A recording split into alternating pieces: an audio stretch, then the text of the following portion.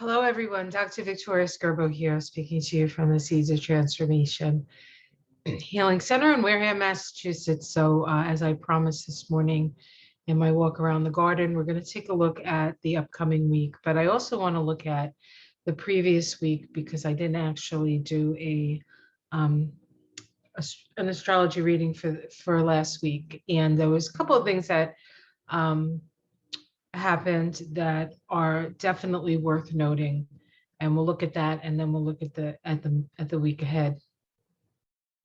So just as a reminder, I want to bring up a couple of reminders about the Kabbalah and the astrology of this time. So let me share this with you. Okay.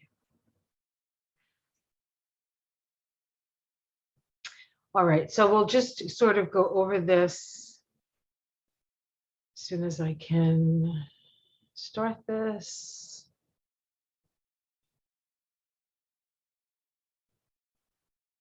Okay. So we're looking at the astrology of September 2021. We're looking at the third week of September, from the 19th to the 25th. And we're also going to be looking, before we get to that, we'll just do a quick review of the week before, from the 11th, of course, which was the 20th anniversary of the 9/11 attacks in New York and Washington and Pennsylvania, to this past Saturday. So let's take a look. Before we get there, let's just look at the Kabbalah again. Let's look at the numbers real quick. Of course, the numerology of September is the monthly vibration is a 9. Of course, the yearly vibration 2021 is a 5. When we add those together, we get the monthly, sort of the monthly vibe. And that is a 14.5 vibration. It says here, the 14.5 is one of the great destroyer and transformation vibrations. Usually expresses this energy on the physical plane. New original ideas and innovative concept must be put into form and bring experiences of freedom and change in the outer plane. The spiritual lesson here is to have, to hold, then to let go, and still stand victorious. So this is a challenging month in numerologically. Of course, 5 as a base number is the number of change. 14.5 is considered a karmic number, and on the tree of life, it is located on the path between Tiphereth, which is the sun, the Sephiroth associated with the sun, also located in the heart chakra, and Yesod, which means foundation, which is the Sephiroth associated with the moon. So the sun and the moon's activities are very important this month. And of course, we had that new moon in Virgo, which had 3 exact trines that day, and an inconjunct between the sun and, was it the sun and Jupiter? Or the sun and Mars, or Jupiter and Mars? I think it was Jupiter and Mars. So there was a lot of energy for change if we chose to take it up, because trines will work in a chart without us. They work whether we're accessing them or not. But if we access them, then we have access to some pretty potent forces. And then, of course, that Mars-Jupiter inconjunct asked us not to push it too far, too fast, or take on too much, which with a new moon in Virgo is certainly a danger, right? Because Virgo is all about fixing what's broken, and there's so much broken that we can sort of take the work too seriously and forget our own physical health. So that's something very important. So this week, as we're approaching this week, we do have that full moon in Pisces, and we'll get into that very deeply today. Of course, these are the tarot cards. The Hierophant is the card associated with the 5 vibration. It is the vibration of the whole year. It is associated with the sign of Taurus. And of course, Uranus is in Taurus this year. And the major aspect has been a Uranus-Saturn square. And then we have the 9, which is the vibration of the month. This is the Hermit card. This is associated with the sign of Virgo. And of course, we have this very powerful new moon in Virgo, and also the sun in Virgo at the time of the full moon. Of course, Virgo is about health and healing. It's about fixing what's broken. It's about making the necessary adjustments, mainly mental adjustments. But it is a humbling experience. So we may feel as though each time we try to put ourselves out there, we were humbled by something. And then, of course, the Temperance card, excuse me, which is associated with the 14-5 vibration, the path of spiritual initiation, the path of alchemy, walking the straight and narrow, tempering your actions, the need for balance, and keeping your eyes forward and putting one foot in front of the other. And that is still very much a September energy. Just put one foot in front of the other. And of course, if we look at the path that the 14-5 is on, it connects this Sephiroth here, which is Isad, which is foundation, with beauty, which is Tiphareth. This is the sun. This is the moon. This is the path of the mystic. This is the central path right up the tree is the path of the mystic. And this is the path that we're on. And it does bridge the upper and the lower self. So there can be a lot of ego challenges here because we may feel like we know better than spirit or than anybody else. So of course, spirit has the upper hand, as it were, right?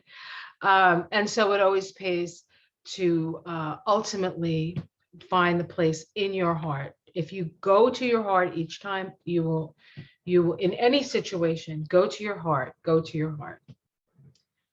It is a way to get through this period. These are the chakras associated with this month.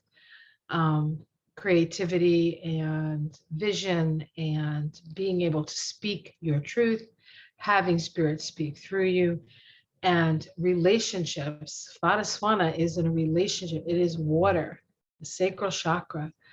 And of course, Venus is in a water sign this month, and she is in Scorpio, which is very, not necessarily a comfortable position for Venus, but she's in charge of a lot of things this month. So very, very important. Okay, so this, we're gonna skip ahead now and just, and go to, pardon me for doing this. I hope you don't get too dizzy. So let's take a look at last week. And we're going to be quick on this because it already happened. So last week we had September 11th to September 18th, Saturday, September 11th. We had the moon in Scorpio, a good moon for us to think about 20 years after 9/11, what we've done. And I think it was significant that we got out of Afghanistan at this time, although messily, and it was a debacle, but usually is a debacle when we're leaving places we shouldn't have been in the first place, actually. But we have had all of that come up again for review, and certainly if we don't learn from history, right, we're bound to repeat it. So let's try to learn from those situations. On Sunday the 12th, the moon shifted from Scorpio to Sagittarius, sort of lifting the energy. Monday the 13th, we had a first quarter moon. The moon was in Sagittarius, the sun was in Virgo. This is the crisis in action square between the sun and the moon. The first quarter, it's a waxing square. So it's about building something. So what are we building? We are building the foundations of whatever it is that whatever seed was planted at that new moon in Virgo. So this is building the foundations, building the structures that will help support what comes to fruition at the full moon, which of course is occurring this week, this Monday. On Tuesday, the 14th, we had two major things happen. We had the sun oppose Neptune and Mars ingress into Libra. The significance of Mars, in part, ingressing into Libra, is that Mars ingressed into a sign that was ruled by Venus, while Venus was in a sign that was ruled by Mars, which is Scorpio. And so we have mutual reception here. So even though Venus is not particularly comfortable in Scorpio and Mars is not particularly comfortable in Libra, they are both in each other's signs of rulership. And so they can change partners in the middle of the dance. So there's a lot of potent things that can happen. And it's almost as if, quite frankly, the feminine is in the position of the masculine and the masculine is in the position of the feminine. And so it's almost like a little bit of a gender switch. And yet, Mars, which is a masculine energy, is in a masculine sign, and Venus, which is a feminine energy, is in a feminine sign. So there's all kinds of cross connections between the masculine and the feminine. And we will see that this is important because when we have full moons, we have oppositions between the sun and the moon, and oppositions always bring up relationship. It always activates the energy of the first and the seventh house. And so this is a time when relationship is front and center. And of course, with the sun this week moving into Libra, which is all about relationship, that theme continues in earnest. Let's take a look at the sun Neptune opposition. Here we have it over here on the side. It occurred at 22 degrees, the sun in Virgo and Neptune in Pisces. And this was the original conjunction. The original conjunction occurred at 21 degrees of Pisces, and this opposition is occurring at 22 degrees of Pisces, Virgo. So this is not, it's not unusual because Neptune moves so slowly to have the conjunction and the opposition so very close to one another, as far as in respect to the degrees that we're looking at. So in this particular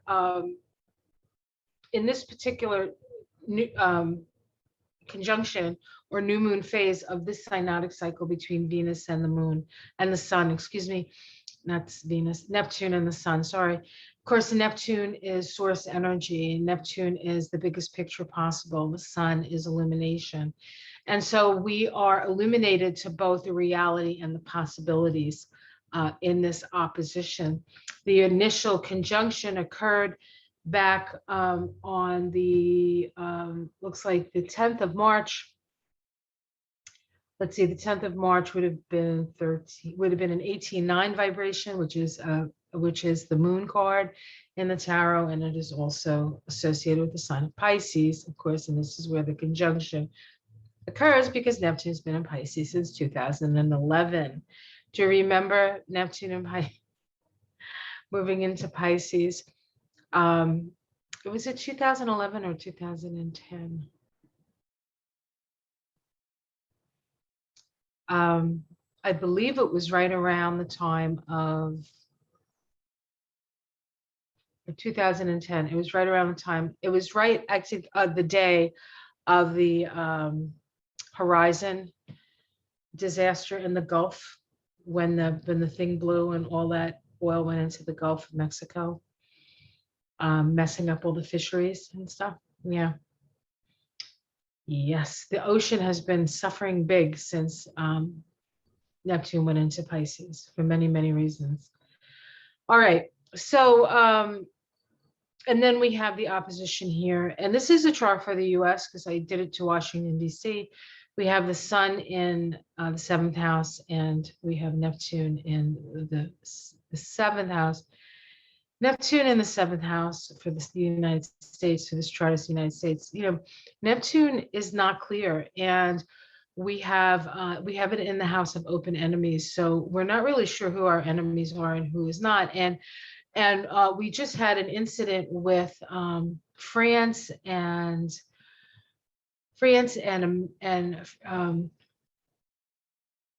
Australia was getting a submarine, and this is all very like Piscean, right?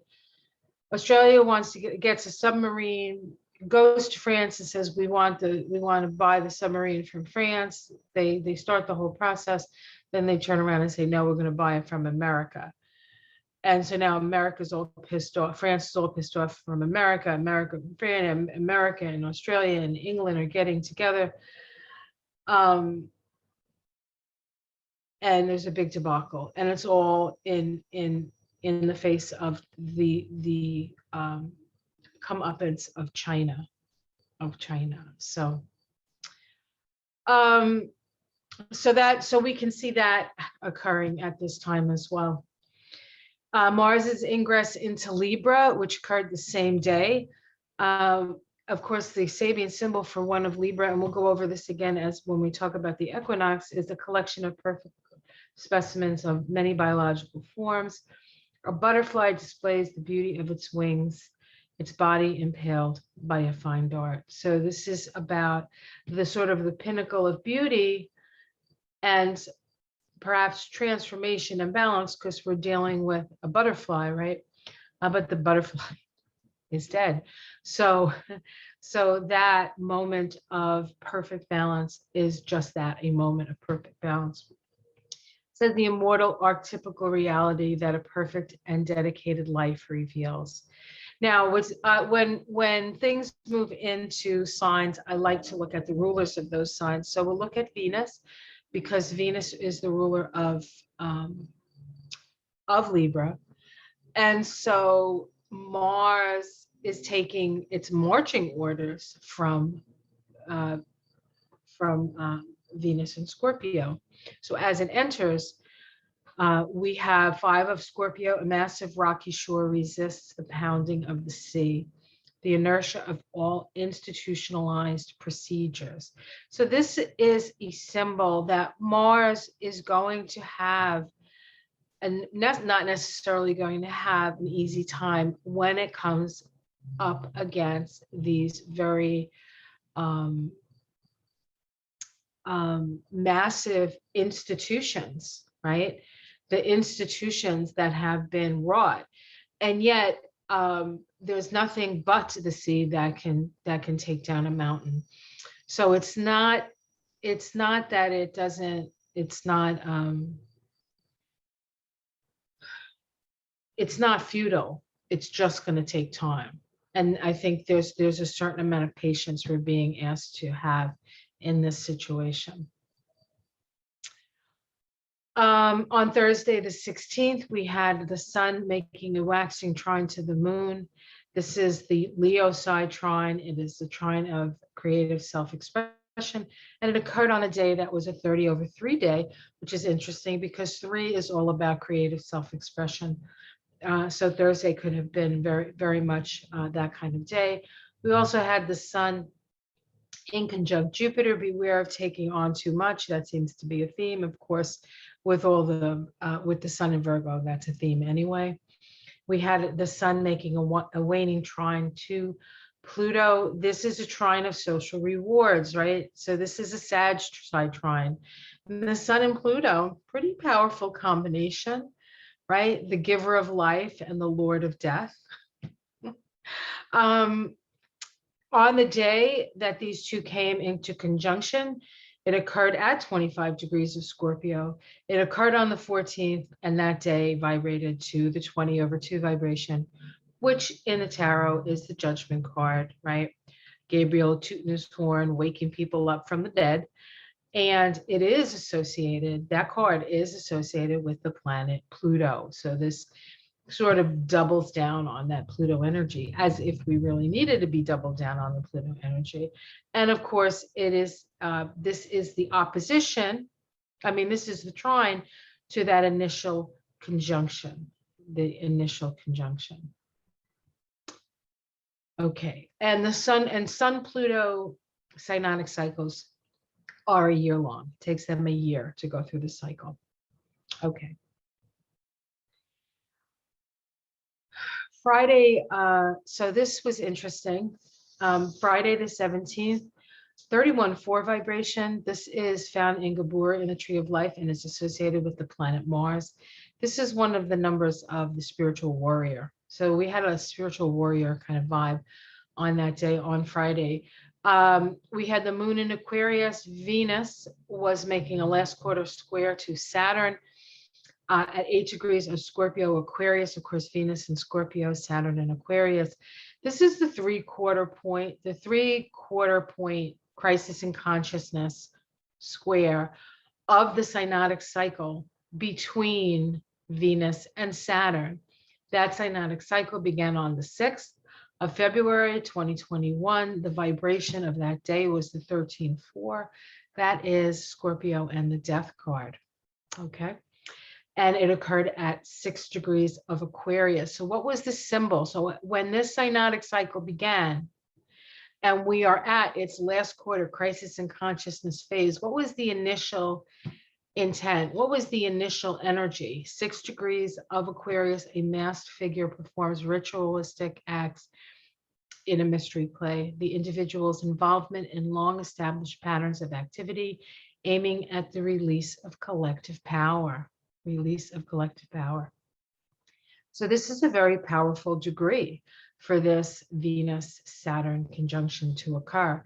Now we have the square. The Sabian symbol for Venus at 8 degrees of Scorpio is a calm lake bathed in moonlight, a quiet openness to higher inspirations, right? That's a lovely, lovely symbol. Square, so crisis in consciousness, changing your mind, reorienting yourself. 8 of Aquarius, beautifully gowned wax figures on display. The inspiration one might derive from the appearance of exemplars who present us the cultural archetypes of a new culture. So when I saw this symbol, I thought of one thing, and that was AOC's dress at the Met Gala. Now, I don't know when the Met Gala occurred, but this is a perfect symbol for this, right? Venus, last quarter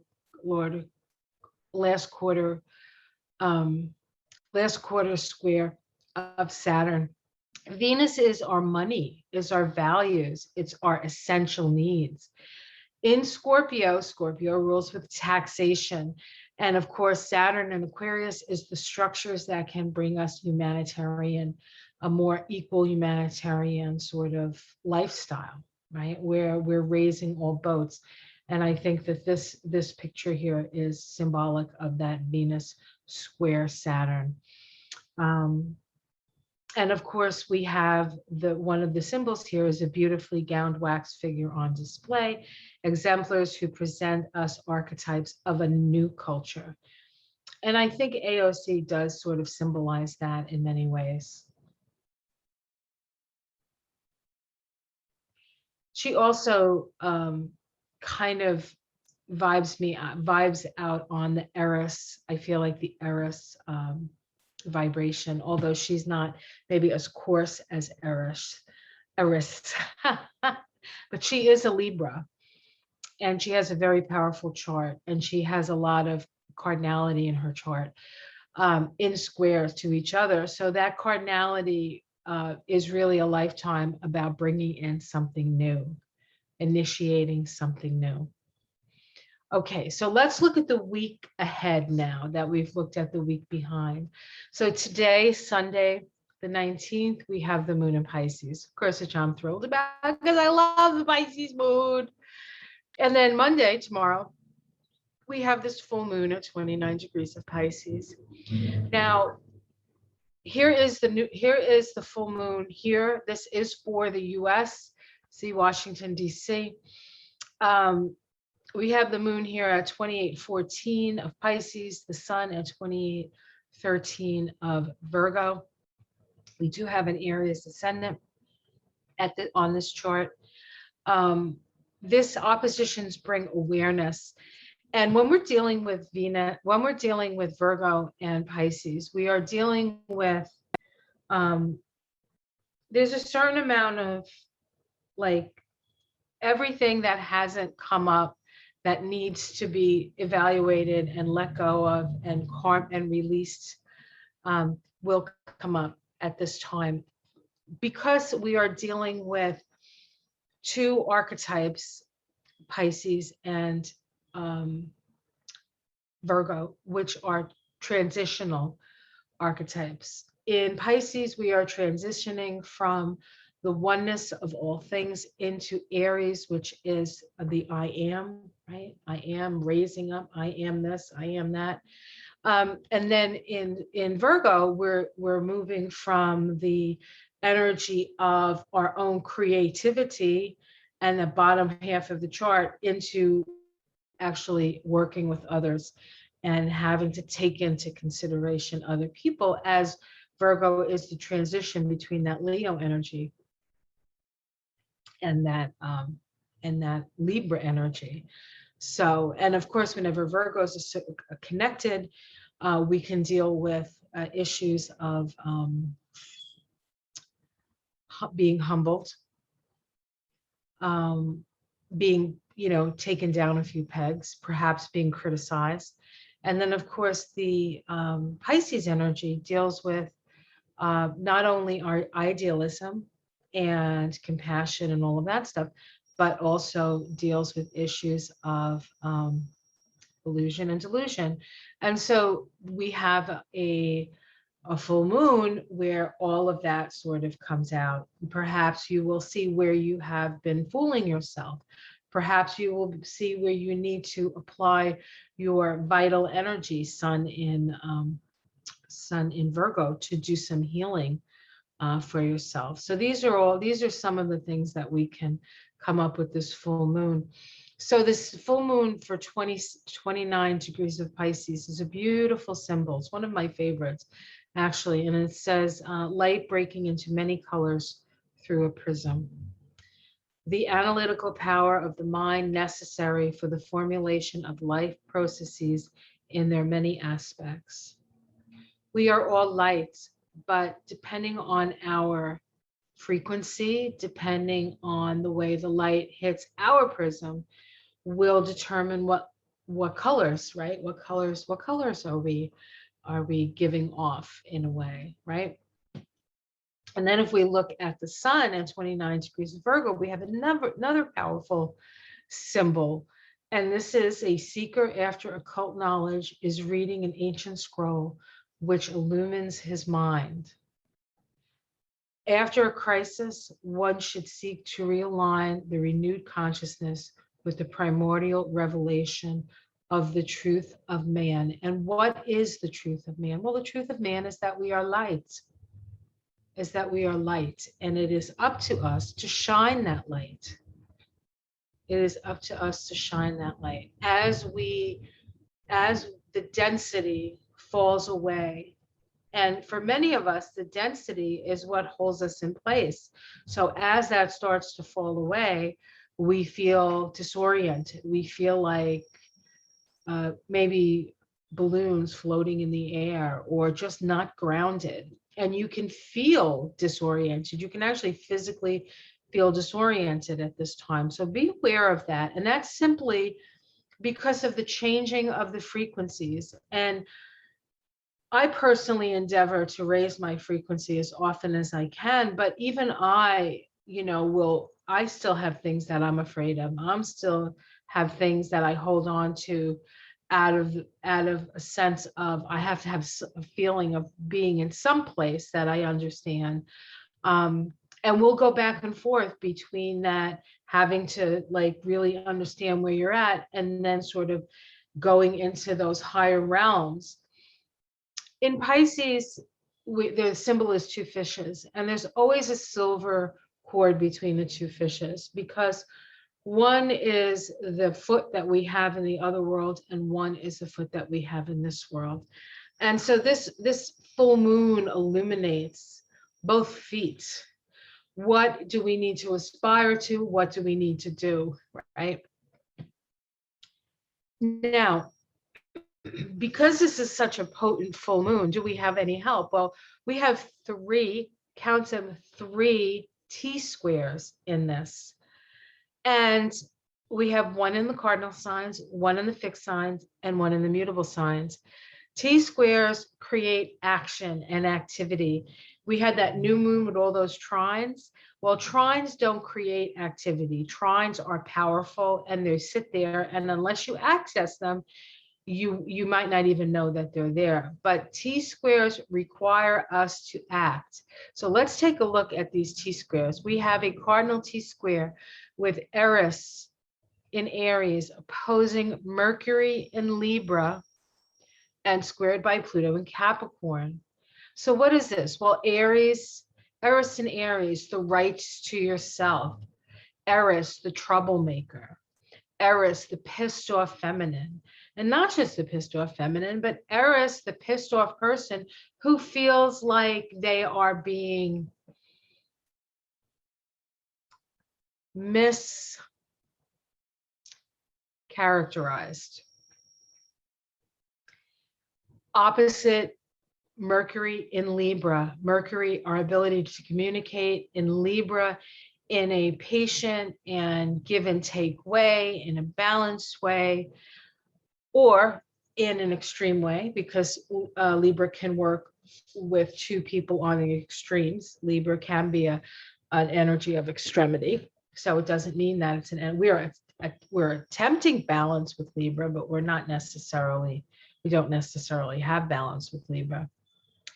And then square Pluto in Capricorn. Of course, that Pluto Eris square is the backbeat for all of this rising up of people questioning authority, even if authority knows what they're talking about. People are still going to question it. And that is the Eris square Pluto energy. It's a last quarter crisis in consciousness energy that goes back to the 1700s. That conjunction, because Eris and Pluto were so slow moving, actually occurred in like 1758 or 1756. And that's how long this, so as long as we have been a country and longer than that, this this relationship between Eris and Eris and Pluto have been going on. Of course, we didn't even know any of these things were in the sky. We didn't know Pluto was in the sky till 1930. We didn't know Eris was up there until 2006. So much of what was happening between these two planets, Eris and Pluto, were happening in our subconscious or our unconscious, driving us. But now we're conscious. Now we're conscious of these energies. And so we need to work with these energies in a more conscious way.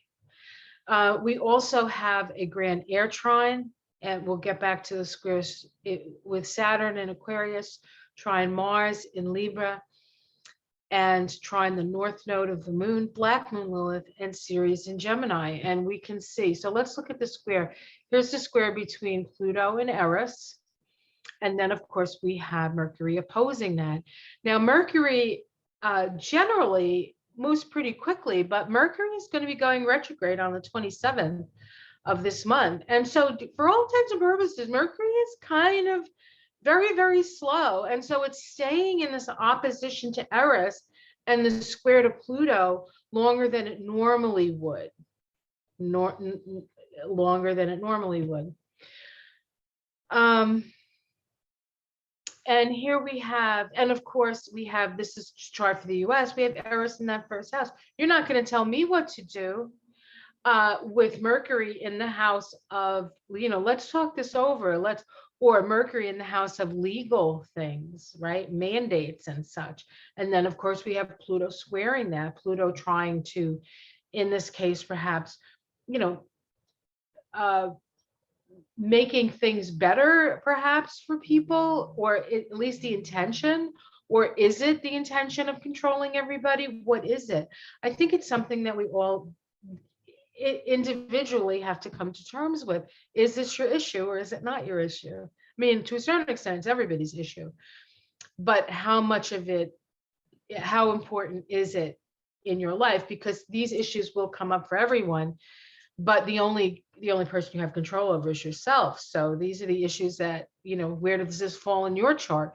Where do you have Aries and Libra and Capricorn? How is this manifesting in your chart, right? We also have a fixed T-square. Now, a cardinality is about initiating something new. Fixed T-squares often create more explosive energy because we're dealing with fixed energy, and fixed energy is our feelings, it's our emotions. So these are really deep, long-held emotional beliefs or realities for you, and now we're being asked to sort of blow them out of the water as well. What do we have here? We have Venus in Scorpio,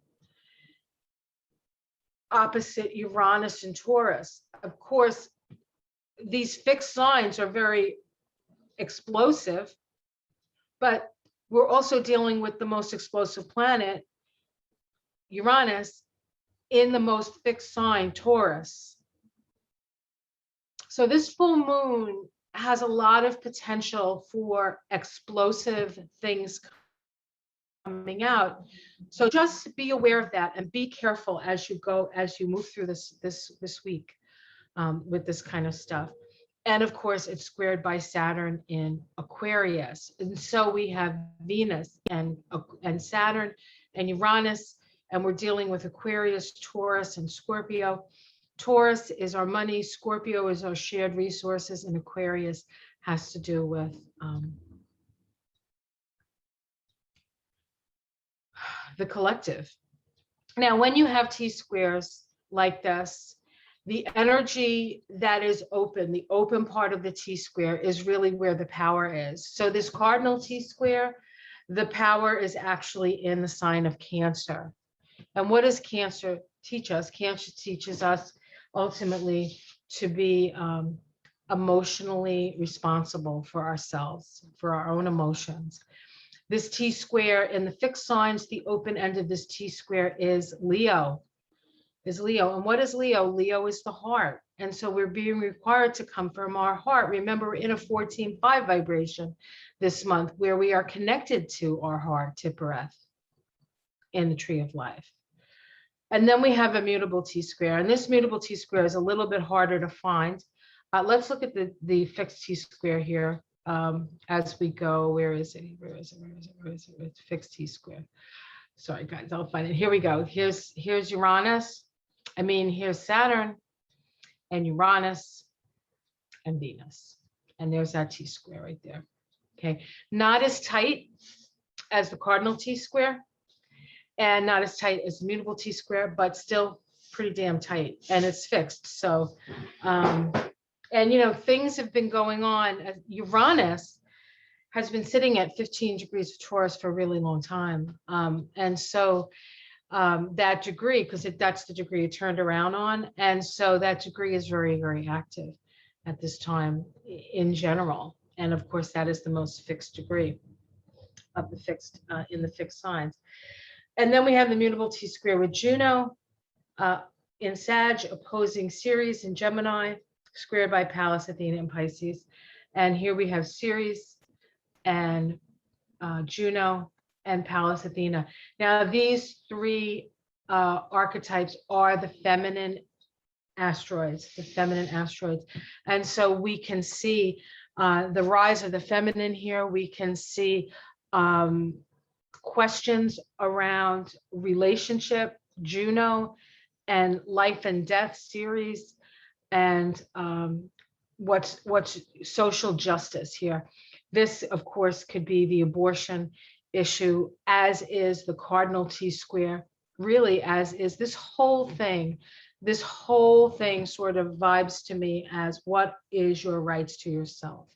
If you are a woman, you have the right to determine what you want to do with your body.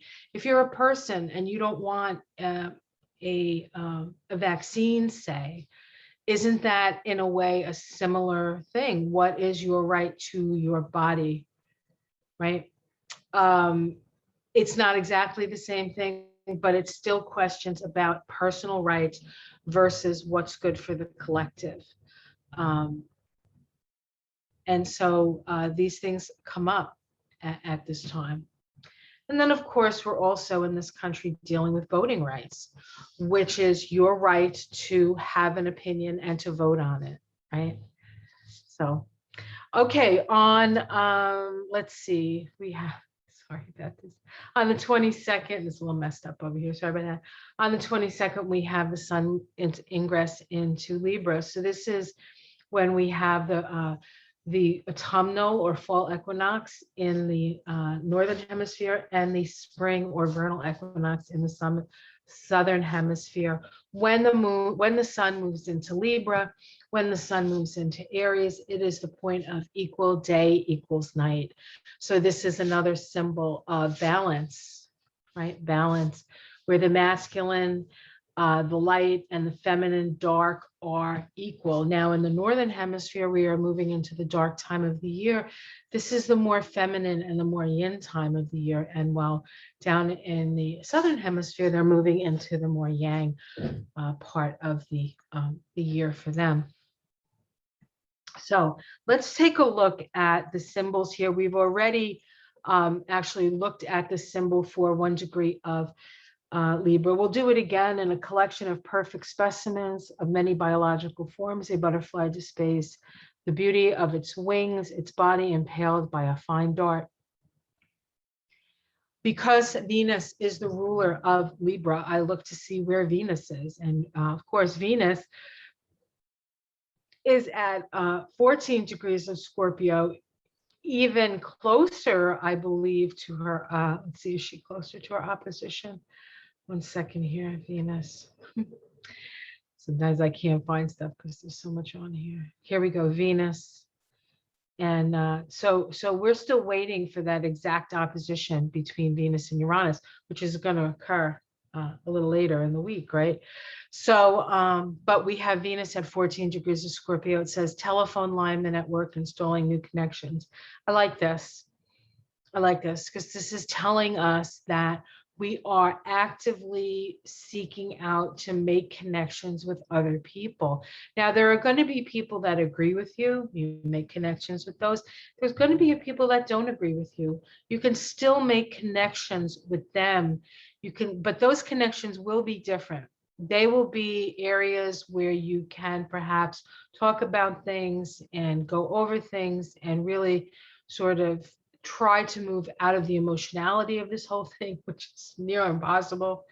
I even see it in my own life. I have an issue that I don't agree on with my husband. And when I bring it up, he gets very emotional. It's very, very emotional for him. And I want to speak to it from a place that's non-emotional.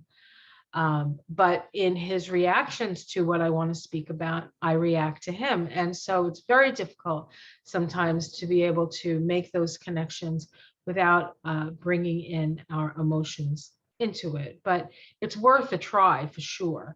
And then also the connections with the people who vibrate and resonate with what's going on with you, right? So we have both. We're all connected in some way. And what's going to happen here with Venus as the ruler of the sun. So as the sun moves through Libra, more and more connections are being asked to be made because of this symbology. We also have on this day Mercury in a last quarter square to Pluto. And we can see here's Pluto and here's Mercury. Now it's not exact at this point. It's exact before. Is it true? Yes, it's exact before the actual sun ingress into Libra. But this is the first of three. Because Mercury is going retrograde, it's going to make this last quarter square to Pluto 3 times. And all of those times, Pluto is going to be at 25 degrees of Capricorn and Mercury is going to be at 25 degrees of Libra. So those two symbologies, those two symbols are going to be very, very active. And those 2 points in a chart are going to be very active. So where do you have that in your chart? This is a very active point, and it's going to be active from now until at least November 2nd and probably further than that. But this last quarter square between Pluto is part of the synodic cycle where Pluto and Mercury came together, and that occurred at the beginning of the year. And I don't actually know if I have that on here. Let's see.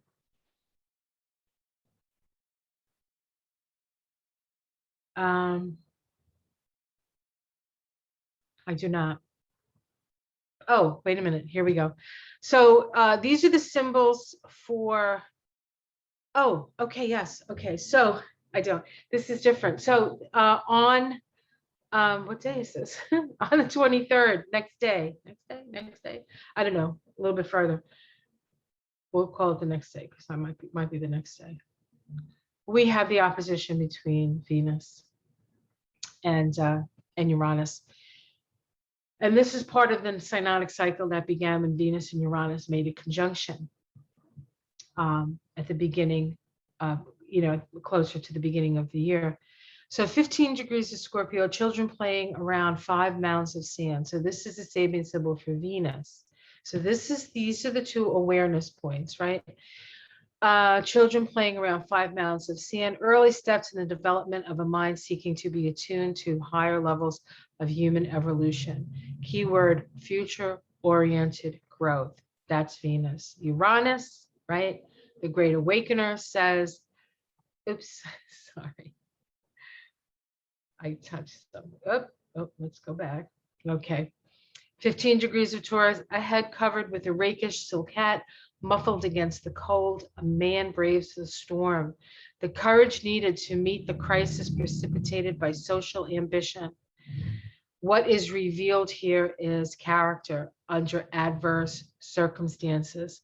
So this period of time, this Venus opposite Uranus is requiring us to brave the storm as we connect to higher levels of human evolution.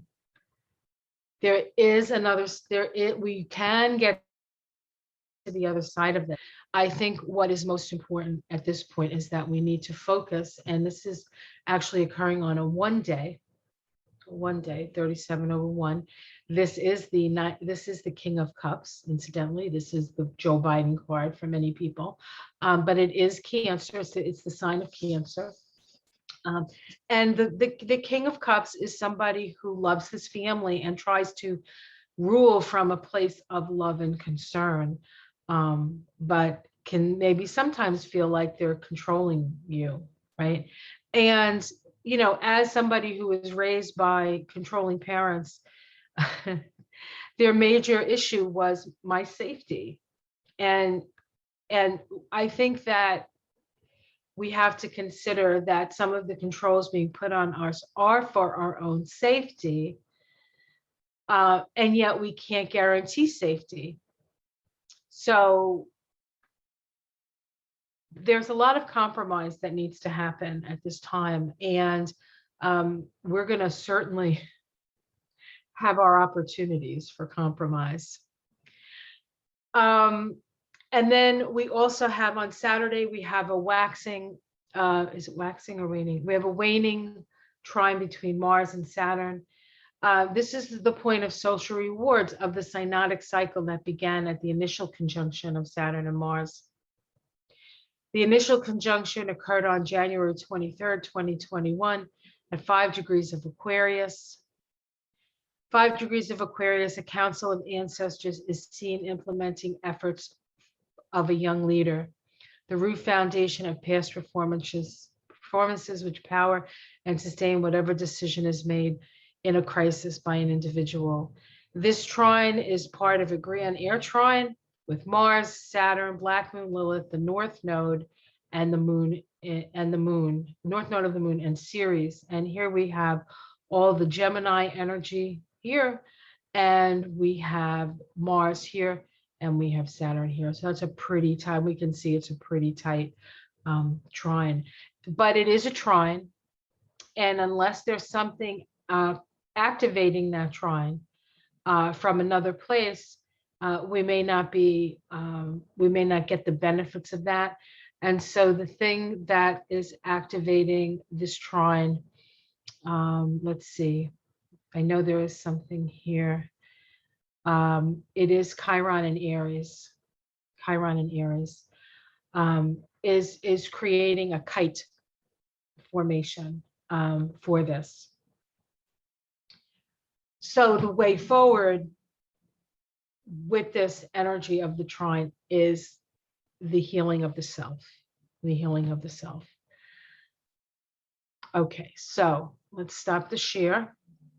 Okay, I'm back. Hi, everybody. So that was a lot, I know. And I usually do a card reading along with it, but I'll do that separately in another video, and I'll put that up today too. So another crazy week. The rest of the year, 2021 is a 5-year, and it's all about change. And so we're going to continue to see that. And some changes feel good and some changes don't. But it is a constant, and we have to go with the flow with these things. So there may be something that you totally are on board with and you're 100%. That's it. This is the way forward. You might find that there are other things that you haven't considered, and you may have to reconsider your choices. Not every choice, not all choices, but certainly some choices. All right, guys, I hope you enjoyed that. Like and subscribe. If you haven't checked out my video with Ona on 9/11, remembrances of 9/11, 20 years later, that's a really good one. And I'm sure many of you have already seen my video with Marianne of Revealing Light. Seeing as she has way more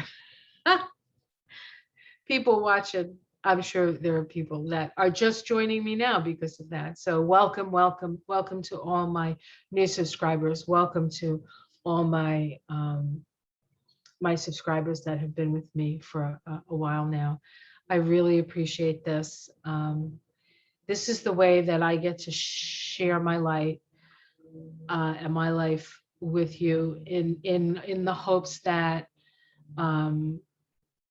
we can have a better idea, to the best of my ability anyway, as to what's ahead and how best to navigate that. Take care, everyone. Much love. Namaste.